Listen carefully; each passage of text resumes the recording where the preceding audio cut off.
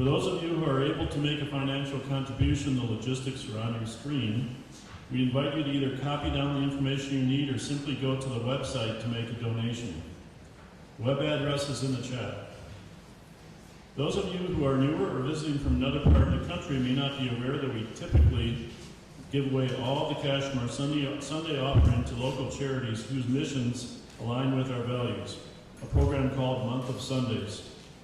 This month, the recipient is Circles of Care Adult Day Health, a local organization that makes it possible for adults living with dementia and chronic illness to be successful, safe, and surrounded by family and friends by providing a unique day program that provides a safe, caring, and nurturing atmosphere for adults and elders.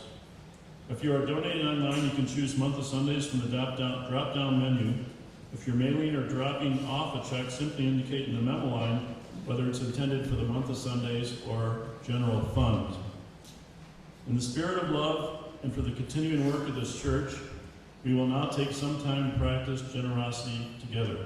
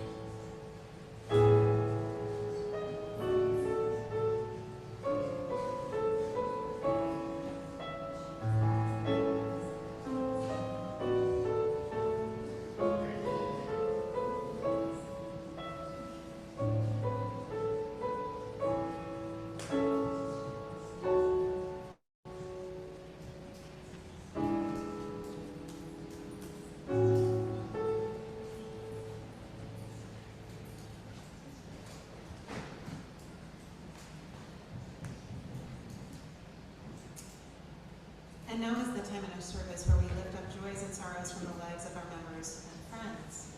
The sharing of joys and sorrows is a sacred ritual for our community. It's a time to briefly acknowledge truly significant life events. If you're someone who's not comfortable sharing aloud, you can still send any joys or sorrows you have to Ryan Yuri, our Assistant Director of Family Ministries, and we'll incorporate them into the slideshow and read them aloud. If you're here in person and have something you'd like to share, you'll shortly be invited to light a candle and speak into a microphone. And if you're joining us on Zoom, you can raise your hand or tell us in the chat that you have something to share, and we'll spotlight your video and invite you to unmute yourself, and someone here will light a candle while you speak. We're going to continue with the practice starting in Zoom worship of keeping the sharing of sorrow separate from those of joy. We'll start with sorrow. So go ahead.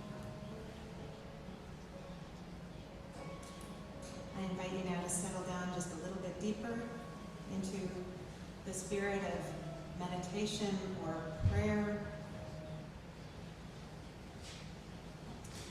And this meditation, it's a guided meditation. It's going to feel familiar.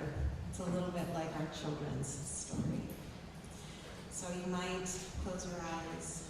You might settle your feet on the ground. And let's begin by imagining ourselves in a circle, or maybe a sphere like a bubble, filled with light, filled with love. Within this circle, you are accepted exactly as you are. You are completely safe. You are absolutely supported.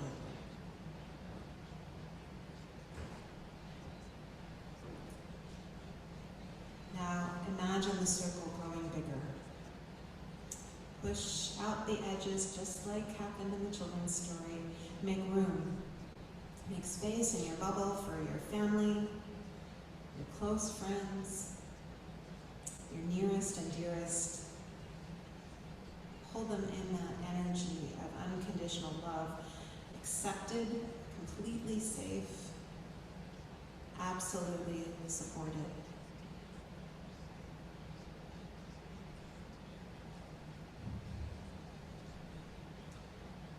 Now imagine the circle or sphere growing big or still, big enough to hold the entire church community, bigger than the building. Everyone welcome, accepted and loved, completely safe, absolutely supported.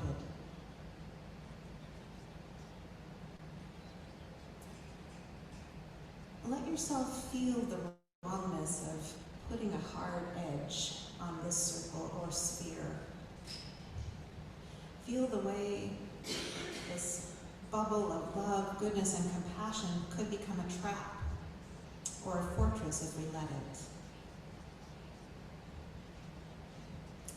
And then remember, get in touch with that deep knowing that this community is meant to be a beacon, a node, if you will, in a network of goodwill and collective evolution. And then choose to grow the sphere until it encompasses all of the Palouse.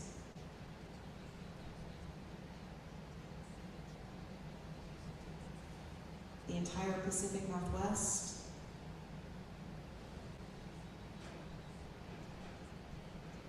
the whole continent,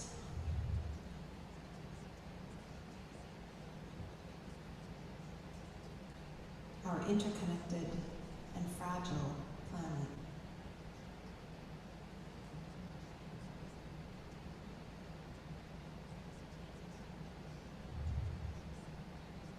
Our imagination is wonderful things. We come here to gather strength and courage for comfort and inner peace. And then we reach out further and further still, because what we're building is too beautiful to keep it to ourselves.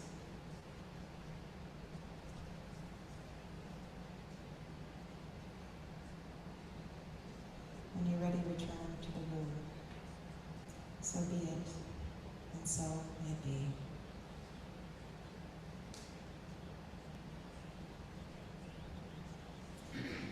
Our reading this morning comes from a piece called Being a Mission-Centered Congregation by the Reverend Dr. James Kubal-Komodo. Without some shared goal or common purpose, there is the strong possibility that a congregation will simply become a lifestyle enclave. This term was coined by the sociologist Robert Bellah in his book Habits of the Heart, and refers to people who belong to a similar demographic but don't share a commitment to some larger shared purpose or goal. Lifestyle enclaves can be wonderful places. In them, people often instantly feel at home, or at least those who match the dominant demographic do. Conversation is easy and interesting. People are friendly to each other and seem to care about one another, yet the bonds between people in lifestyle enclaves and people's commitment to them are ultimately weak. Lifestyle enclaves do not call people to some higher purpose. People are rarely transformed in any significant way because of their participation in a lifestyle enclave. People aren't willing to sacrifice for a lifestyle enclave, and when life in the enclave becomes difficult, people are more likely to walk away than work things out. In a community that is mission-centered, on the other hand, people don't always feel as immediately at home. They're attracted by the community's shared purpose, but there are also more people who are different from them and who may even believe different things. Conversation can be awkward, relationships form more slowly, yet ultimately they are stronger because they're built around a shared purpose and the bonding experiences of working together toward that shared purpose. People are strongly committed to the community and are willing to sacrifice for it. When life in community becomes difficult, people are more likely to stay at the table because they know something really important is at stake. Creating caring community should always be a part of any congregation's life, but if it becomes the end-all, be-all for any congregation, paradoxically, most members will most likely never experience the very thing they most seek. So this reading that I chose, it's an excerpt from a longer piece that talks about the tension inherent in really all church congregations, but in particular Unitarian Universalist congregations. On the one hand, we exist to serve our members, ourselves. We craft worship services and programs to meet the needs of the individuals and families that make up this congregation.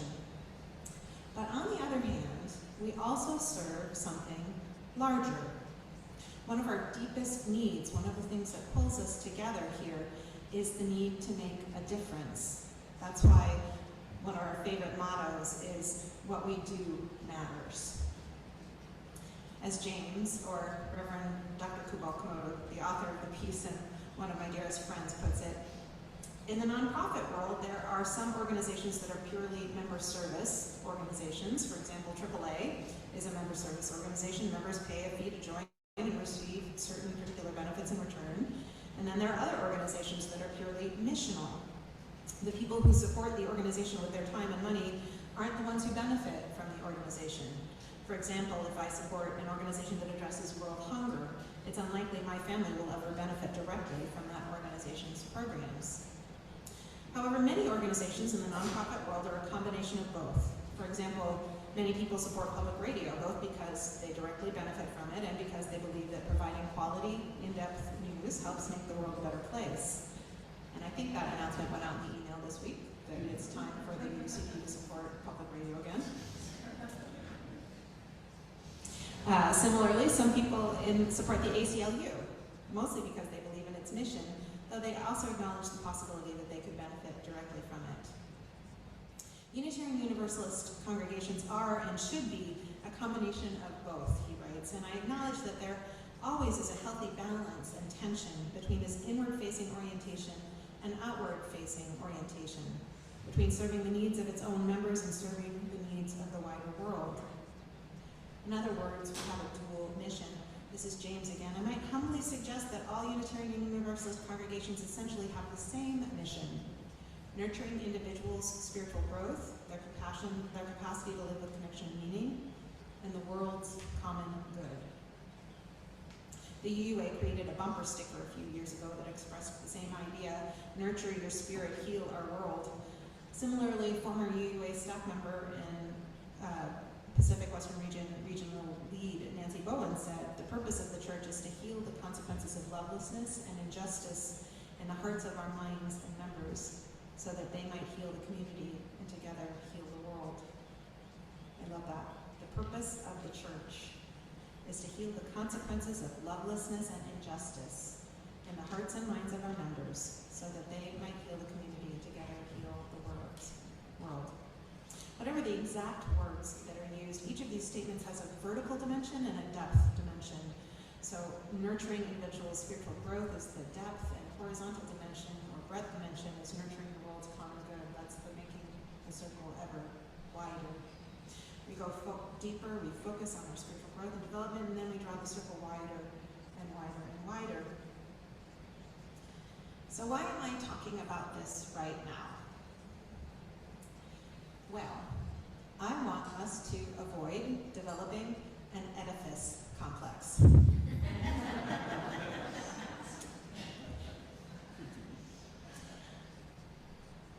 I think in this moment, now that we've completed this huge project, we need to be deliberate about addressing both of these dimensions as we move forward and put this beautiful building to use. Now, there are some things already in the works. We've remained committed to Family Promise, and we'll start housing families again in the new year.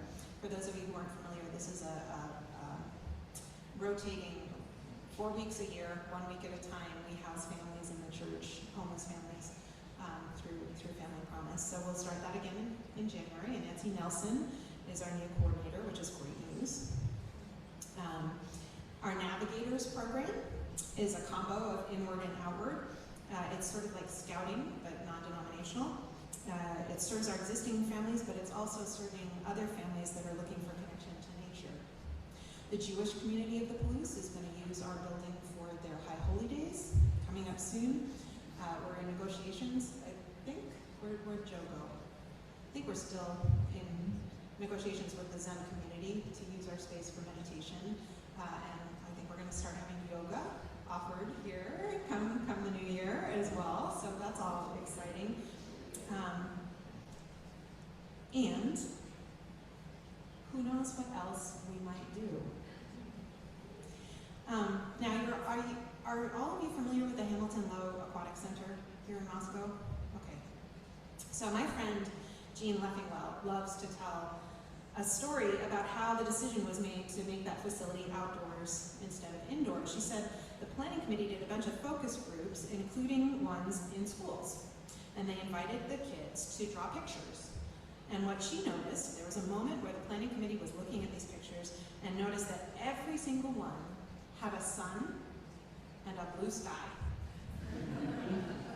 And a light went off for them, and they realized that this facility needed to be outdoors. So I'm wondering if some realization like that might be waiting for us if we pool our dreams.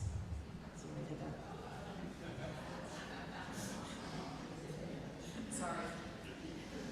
So that's why you have a piece of paper and something to write with. And again, if anybody's missing a piece of paper or something to write with, raise your hand and hopefully the greeters can bring you one.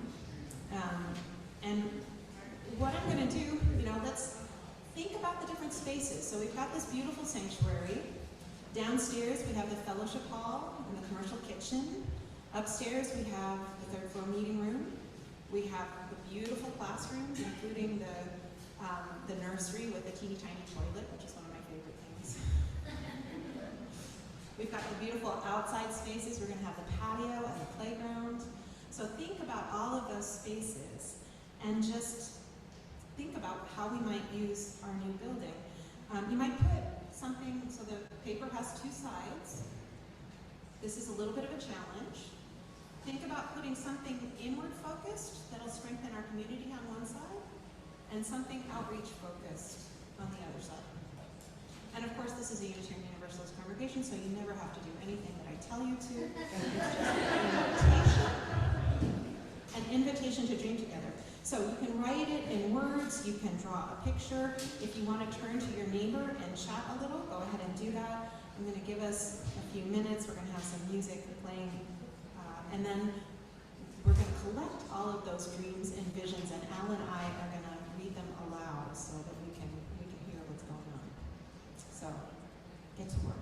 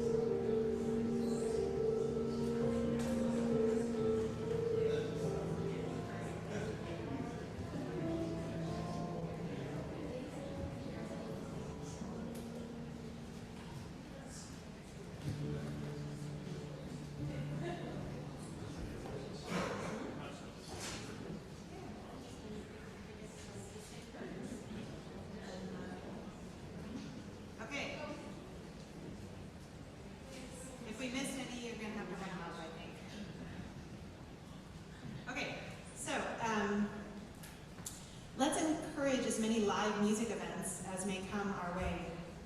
Continue vigorous support for families and children, and be open to working with Indigenous causes and exploring systemic racism and how to address changes. Let's hold brainstorming sessions for problem solving. That's internal. Was that let's stop brainstorming? No, let's hold brainstorming. Oh, hold brainstorming, okay. That's kind of what this is. Hold a multi-week class or small group for members of the congregation who want to improve their relationships, and invite submissions from local artists on a theme, and use the space as a temporary art gallery to display the artwork. Host an evening event where the community can attend.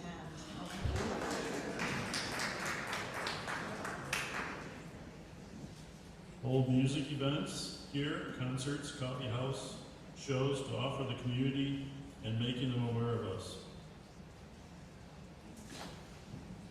Create our own version of a little free library, but maybe the expectation is that books are always returned and shared again, emphasizing diverse and inclusive books, thinking about books as windows and mirrors.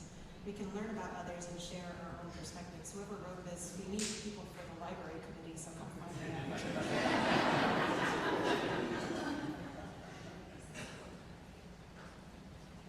This was more in pictures. One says glory.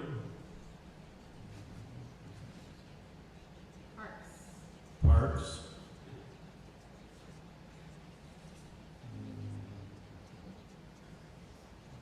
Folk club? Yeah, folk club, folk club. Maybe book club. Okay, this says book club too. Continue book groups with social justice focus, open to UUCP and others, and family camping. Love that idea.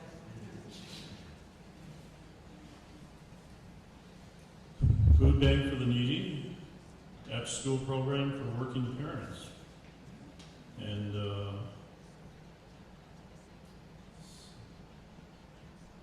there's some people's names here.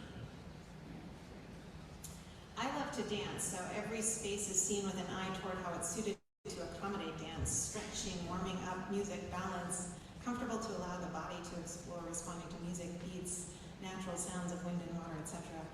I like that idea. This is a great dance space. Community dinners, block parties, similar open houses, game nights, and family nights. Collaborate with Inland Oasis in some way. Cooking classes, other learn-to-do classes that bring people together for 2 to 3 sessions. Vacation church school, so like a summer program. Something meetings, purely for fellowship. You don't need to be a member. Monthly meetings, purely for fellowship. Intergenerational reading program. Kids read books to older generations for connection and literacy practice. Right after church would be a great thing. And then yoga, exclamation mark. This is Christine, and I'm so looking forward to this. Thank you.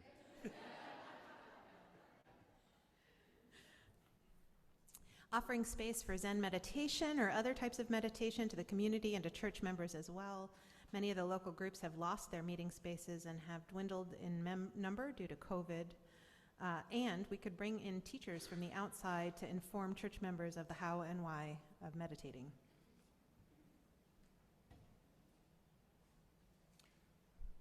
I'd love to see a program from UUCP to reach high school students, especially those who don't fit in, maybe gathering after school for a snack once a week.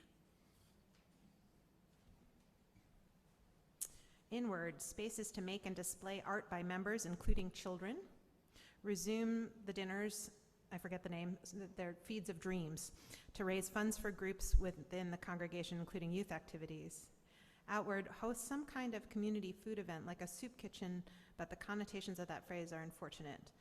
Maybe monthly, where all are welcome without charge.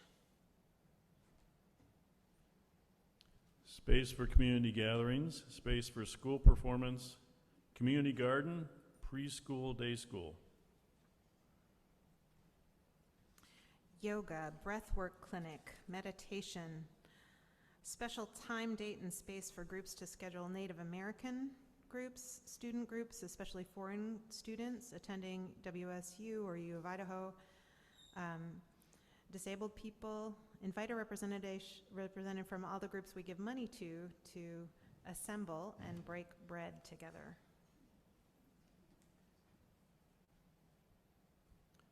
Potlucks for animal justice, dance workshops.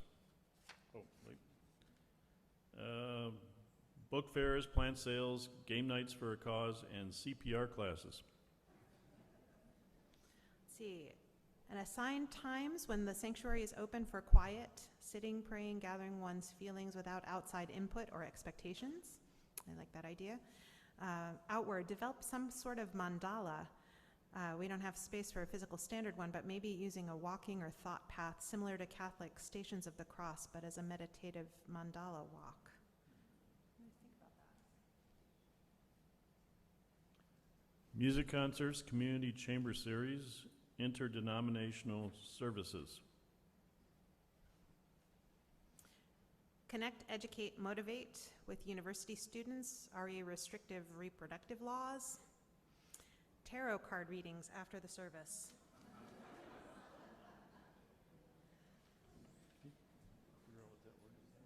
Advertising.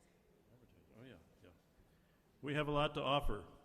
With our progressive liberal church, a more active advertising program, and children singing and other program in front of the congregation. Reinstate Circle Supper. Circle suppers are in the work. We have Feed the Hungry, and then we have Feed the Hungry Unitarians.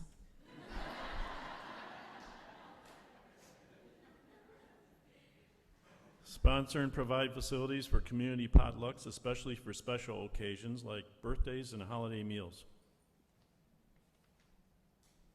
After-school activities, book clubs, counseling people on job skills. I think we should do a couple at a time. Make it go a little faster. Cultural cooking classes and demonstrations. I would love for our kitchen to be used to feed the community through soup exchange within the church and a community meal, a regular community meal at holidays offered to the broader community. I'll do one more. Cross-denominational celebrations and feasts. Hopefully you use and everyone invited, i.e. a Seder or Passover or Ramadan celebration. For the community, a singing school. This idea is once common in our country. People would learn how to sing, harmonize, make music. No special talent or ability to read music required. I appreciate the moments in the service when we pause to go inside ourselves, our inner work. In the back of the church, a quiet meditative garden with a bench. Offer the use of our spaces for no fee for nonprofit organizations just starting out in their first year of existence. I'm formulating a nonprofit that will bring together teens who are struggling with isolation, anxiety, and hopelessness and provide a sense of community and purpose.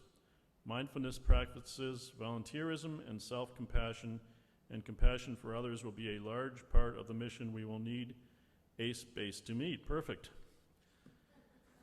Inward, social events for the after parenthood, not retired crowd. Good.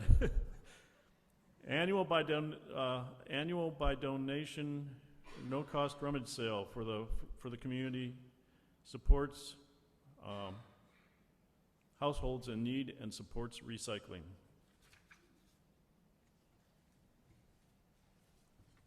Adult daycare, a return to Vespers, both for the church but also for the community.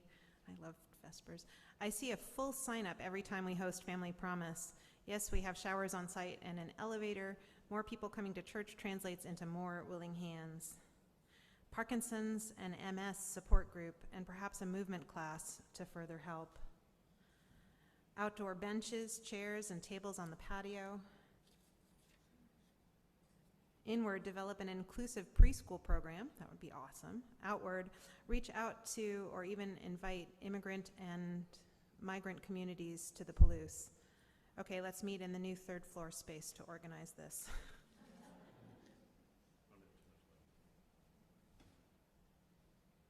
Offer classes in basic life skills such as sewing, knitting, and cooking. I could use some of that. Yeah. A retreat to be able to take a moment out of our hectic lives to have a place to sit and relax over a cup of tea or coffee before going out again to try to make the world a better place. It can be so tiring sometimes. Have it open to the public also. Here's some more. Plan to be able to open the building for freezing days and 2 hot days for those who need shelter. Adult education, evaluate needs and wants, crafts, current events, history, and finance. Events related to other community happenings, the county fair. We could have children's craft making the week before, the Ren Fair. Let's see, UUCP, expand hiking and play groups for dogs and owners. Rehearsal performance space for local musical groups, encourage formation of musical groups, and continue to show our community how our facility can contribute to an understanding of ways forward to sustainability, especially with regards to climate change. Oh, I did that one.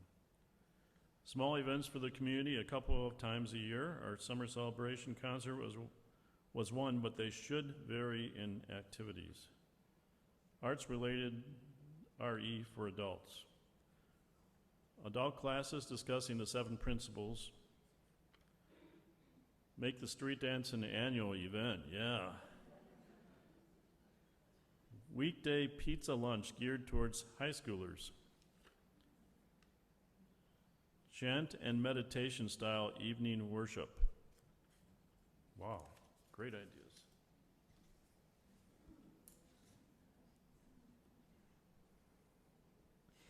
Did we have any online in the chat? Let's see. I can't get the chat to come up. Here we go. Okay. Book exchange, place to leave your surplus quality books and pick up books that strike your interest. A nature journal club with a presence on Facebook for posting nature sketching and handwritten comments or poetry one creates in the outdoors. Also periodic get-togethers open to everyone who likes to mindfully enjoy nature with a sketchbook in hand. A pagan group. Let's see. Lots of comments about the sound. Okay. We're good now though, right? Okay. Awesome. All right. So some organizational consultants are moving away from the language of mission and vision, and instead they look at questions. They ask first, why? Why do we exist? And from the why, they develop a how and then a what. The why is the purpose. Why do we exist? And what I've observed over the last 10 years is that for the Palouse community, this congregation is a center of action and justice and compassion. When there's a tragedy, people know to come here and gather. People know to ask us for help with programs like the summer weekend lunch program. We get calls when nonprofits need volunteers or board members, and when new nonprofits need support in getting started.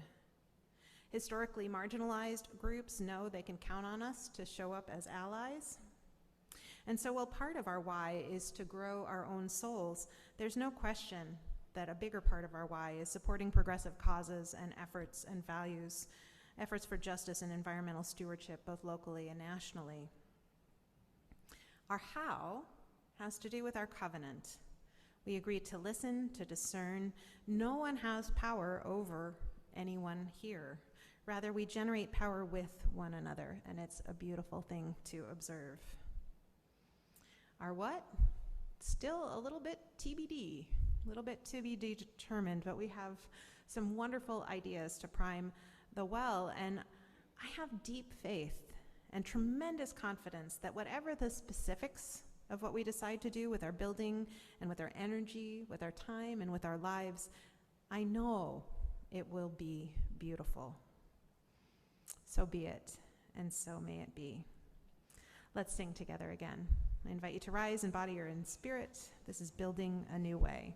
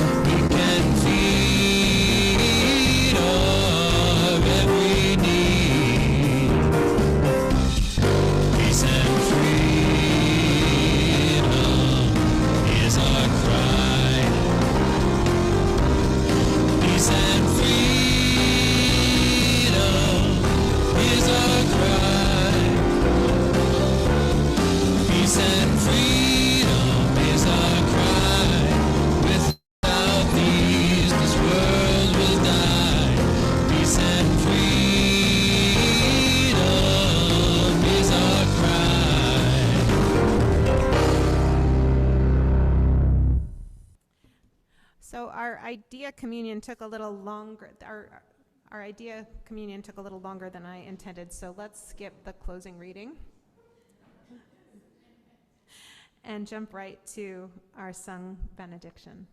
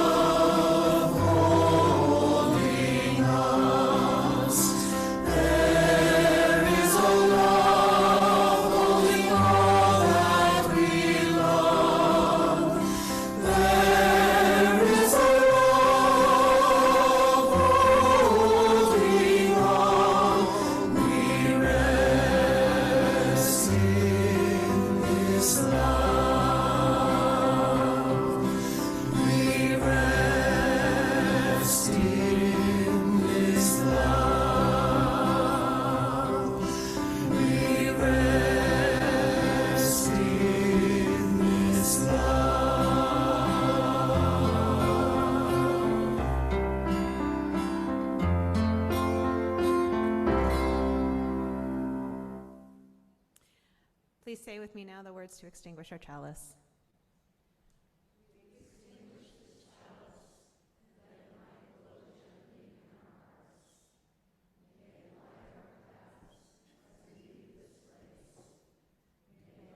Our way until we are together again.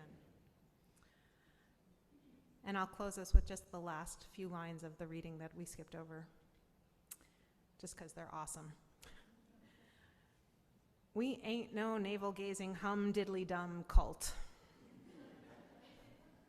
We are an intentionally diverse community, a group of people who seek to lead meaningful lives, to love one another without prejudice, and to build a just and sustainable world. So there we go. Here we go. It's an adventure, and I'm so grateful to be on it with all of you. Go in peace. Come back next week.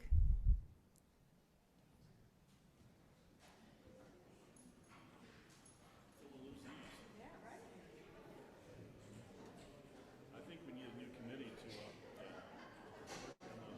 Well, I think the start might be to type them up and put them in the newsletter. And then It really is, it really is up to the congregation. So if somebody sees something they really want to run with, then they run with it. just go. Exactly. So that's what I'll put in the so I'll type them up, put it in the newsletter. If you want to be a part of any of these programs, get in touch. I may also say critical mass is 5. We need to find 5 people for any new program. So. That was really a nice service. Yeah. Thanks. Thanks for doing it with me. Yeah.